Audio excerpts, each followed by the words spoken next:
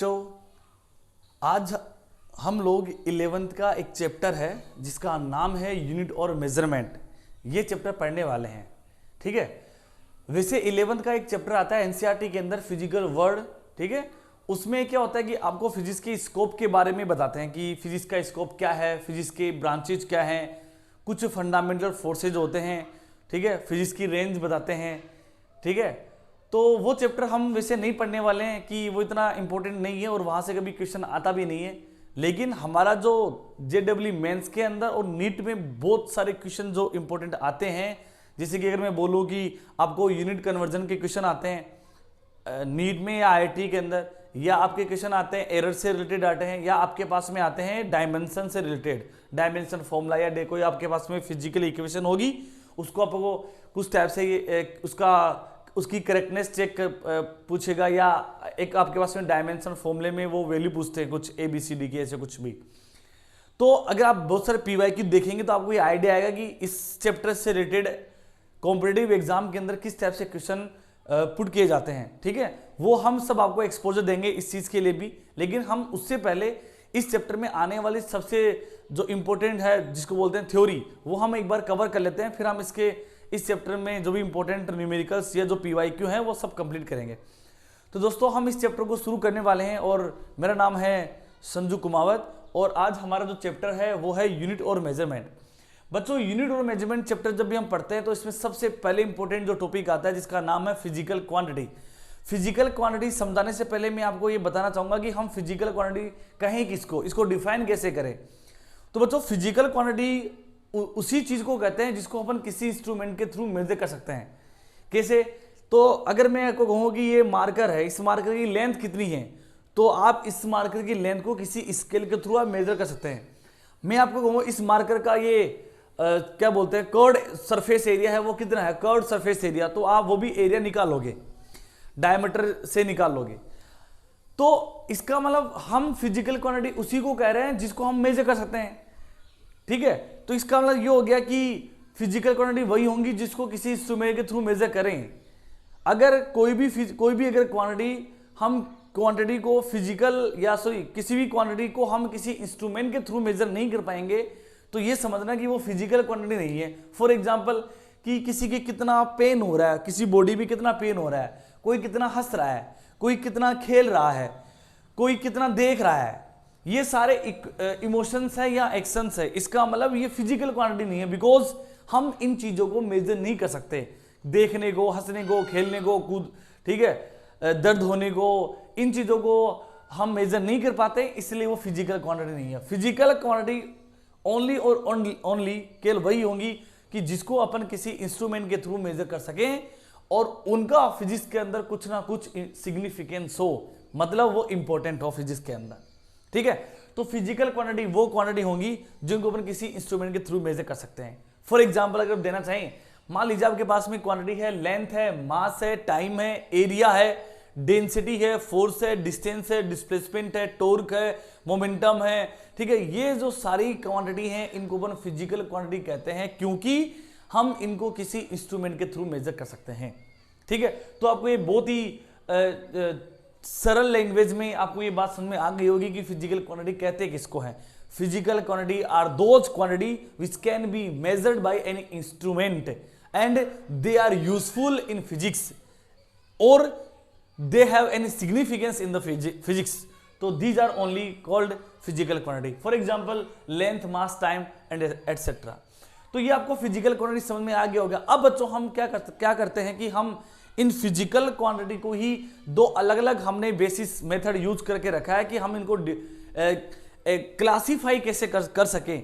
तो बच्चों, physical quantity के टाइप्स बताने के लिए हमने दो मेथड सेलेक्ट किया है कि on the basis of dependency और on the basis of representation. इन दो मेथड के थ्रू हम फिजिकल क्वांटिटी को क्या कर सकते हैं, क्लासिफाइड कर सकते हैं। कैसे? डिपेंडेंसी का मतलब ये हो गया कि हम किसी भी फिजिकल क्वांटिटी को किस टाइप से जब हम क्लासिफाई करते हैं तो उसमें डिपेंडेंसी का मतलब ये हो गया कि वो फिजिकल क्वांटिटी आपस में किस टाइप से डिपेंडेंट है कि नहीं है, ठीक है। आप इसको ऐसे भी बोल सकते हैं कि on the basis of dependency और डेरिवेशन के बेसिस के ऊपर भी आप इसको डिफाइन कर सकते हैं।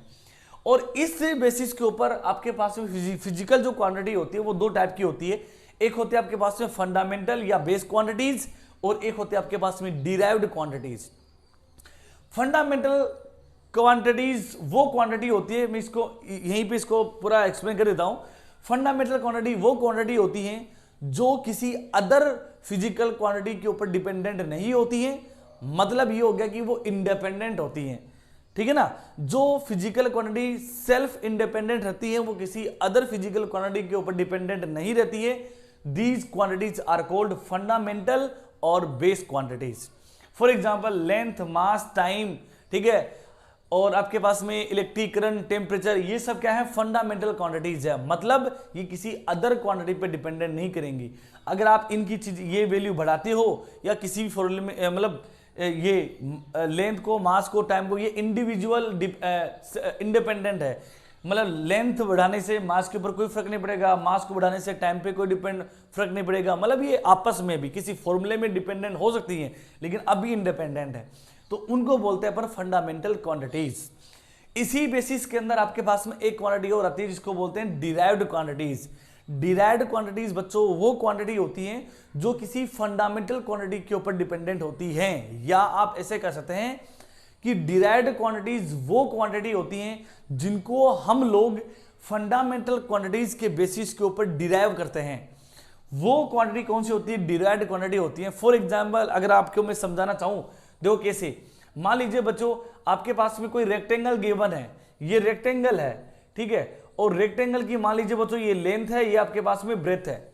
अगर आपको इस रेक्टेंगल का एरिया फाइंड करना है तो then you will write like this, length into breadth, मतलब एरिया फाइंड करने के लिए आपको लेंथ और ब्रेथ चाहिए। अगर आपके पास में लेंथ और ब्रेथ नहीं होगी तो आप एरिया फाइंड नहीं कर पाएंगे। इसका मतलब आप यहां ये देख पा रहे होंगे कि एरिया डिपेंड करता है लेंथ के ऊपर और एरिया डिपेंड करता है ब्रेथ के ऊपर। अगर आपके पास लेंथ और ब्रेथ होगी तभी आप केवल एरिया फाइंड कर सकते हैं, otherwise you can not able to find area, ठीक है बच्चों। इसलिए हम इस एरिया जिसको हम मेजर कर सकते हैं, ये फिजिकल क्वांटिटी तो है पर ये किस टाइप की है, ये बच्चों आपके पास में होगी डिराइव्ड क्वांटिटीज। क्यों? क्योंकि ये आपके पास में फंडामेंटल क्वांटिटीज के ऊपर क्या करती है, डिपेंडेंट होती है, या उसके थ्रू हम इसको डिराइव कर सकते हैं। ये आपके पास में होगी डिराइव्ड क्वांटिटी। इसी सीक्वेंस में अगर हम आगे बढ़ें तो बच्चों आपके पास में हिम फिजिकल क्वांटिटी का जो सेकंड बेसिस है, जिसके बेसिस के ऊपर हम इसको क्लासिफाई करके रखा है, वो आपके पास में है on the basis of representation. किसी भी फिजिकल क्वांटिटी को आप किस टाइप से रिप्रेजेंट करते हैं, या रिप्रेजेंट करने में आपको आपके पास में क्या क्या फैक्टर्स चाहिए, उसके बेसिस के ऊपर भी आप फिजिकल क्वांटिटी को दो टाइप से डिफाइन कर सकते हैं। एक तो होती है आपके पास में स्केलर क्वांटिटी, एक होती है आपके पास में वेक्टर क्वांटिटी, ठीक है। स्केलर क्वांटिटीज वो क्वांटिटी होती है बच्चों जिसको रिप्रेजेंट करने के लिए ओनली एंड ओनली मैग्नीट्यूड की ही जरूरत होती है। हम ऐसी क्वांटिटी को रिप्रेजेंट करने के लिए केवल मैग्नीट्यूड भी हो तो हम रिप्रेजेंट कर सकते हैं। मतलब अगर यहाँ पे हमारे पास में कोई डायरेक्शन नहीं होगी उस फिजिकल क्वांटिटी की तो भी हम स्केलर क्वांटिटी को रिप्रेजेंट कर सकेंगे। लेकिन वेक्टर क्वांटिटी वो क्वांटिटी होती है जिसको रिप्रेजेंट करने के लिए मैग्नीट्यूड के साथ में आपके पास में डायरेक्शन भी होना जरूरी है, ठीक है। अगर आपके पास में डायरेक्शन नहीं होगा तो you can not represent vector quantities, ठीक है। इसका मतलब हम वेक्टर क्वांटिटी को रिप्रेजेंट करने के लिए मैग्नीट्यूड के साथ में आपके पास में डायरेक्शन भी होना जरूरी है। तो ऐसी क्वांटिटी जिनको रिप्रेजेंट करने के लिए आपके पास में डायरेक्शन और मैग्नीट्यूड दोनों की ही जरूरत होती है, ऐसी क्वांटिटीज को बोलते हैं वेक्टर क्वांटिटी। और इस टाइप की फिजिकल क्वांटिटी जिसको रिप्रेजेंट करने के लिए डायरेक्शन और मैग्नीट्यूड डायरेक्शन की जरूरत नहीं होती है, केवल ऐसी क्वांटिटी को रिप्रेजेंट करने के लिए केवल मैग्नीट्यूड की ही जरूरत होती है, ऐसी क्वांटिटी को बोलते हैं स्केलर क्वांटिटी। अगर हम इसका एग्जांपल देना चाहें तो आप एग्जांपल में ये कह सकते हो कि मान लीजिए आपके पास में लेंथ है, ये आपके पास में स्केलर क्वांटिटी है। अगर आप कहें कि मास जो है बच्चों ये आपके पास में स्केलर क्वांटिटी है। बच्चों अगर आप कहो कि टाइम जो है ये भी स्केलर क्वांटिटी है। ऐसे आप बोलो एरिया भी आपके पास में क्या है, स्केलर क्वांटिटी है। ऐसे आप बोलोगे डेंसिटी आपके पास में क्या है, स्केलर क्वांटिटी है। मतलब ये ऐसी क्वांटिटीज हैं जिनको रिप्रेजेंट करने के लिए किसी टाइप के डायरेक्शन की जरूरत नहीं है। इनको लिखने के लिए, रिप्रेजेंट करने के लिए केवल हमें मैग्नीट्यूड चाहिए। ऐसा नहीं है कि इतनी स्केलर क्वांटिटी है, बहुत सारी स्केलर क्वांटिटी है, मैंने इतनी क्वांटिटीज को लेकर ही आपको समझाया है। इसी टाइप से वेक्टर क्वांटिटी कौन कौन सी होती है, आपने छोटी क्लास में पढ़ा भी होगा। आपके पास में क्वांटिटी आती है, इसको बोलते हैं डिस्प्लेसमेंट। डिस्प्लेसमेंट कैसी क्वांटिटी है, ये आपके पास में वेक्टर क्वांटिटी है। जब भी हम डिस्प्लेसमेंट को लिखेंगे तो हम इसको या तो विद साइन लिखेंगे या विद डायरेक्शन लिखेंगे, ठीक है। आपके पास में एक आती है क्वांटिटी कौन सी, वेलोसिटी, ठीक है बच्चों। वेलोसिटी भी आपके पास में स्केलर क्वांटिटी है। इसी टाइप से बच्चों आपके पास में एक क्वांटिटी हो, इसको बोलते हैं एक्सेलरेशन।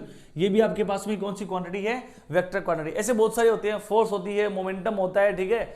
ये इस टाइप की क्वांटिटी कौन सी होती है, वेक्टर क्वांटिटी होती है, ठीक है। तो बच्चों आप ये समझना कि हमने इस चैप्टर के अंदर ओवरव्यू में अगर देना चाहूं तो समझना कि इस चैप्टर के अंदर हम लोगों ने सबसे पहले फिजिकल क्वांटिटी के बारे में पढ़ा है, फिर फिजिकल क्वांटिटी के बेसिस के टाइप्स पढ़े हैं। और टाइप्स पढ़ने के लिए हमने दो बेसिस यूज किए हैं, ये तो on the basis of dependency या डेरिवेशन, या on the basis of representation, ठीक है। तो अगर आपको फिजिकल क्वांटिटी से रिलेटेड कोई भी प्रॉब्लम हो तो आप कमेंट सेक्शन में जरूर पूछेगा।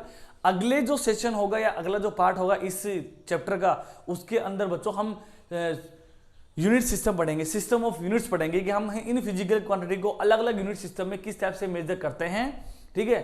और वो आपके पास में क्या क्या यूनिट होने चाहिए, ठीक है। अगर आपको वीडियो अच्छा लगे तो please like and subscribe. Thank you.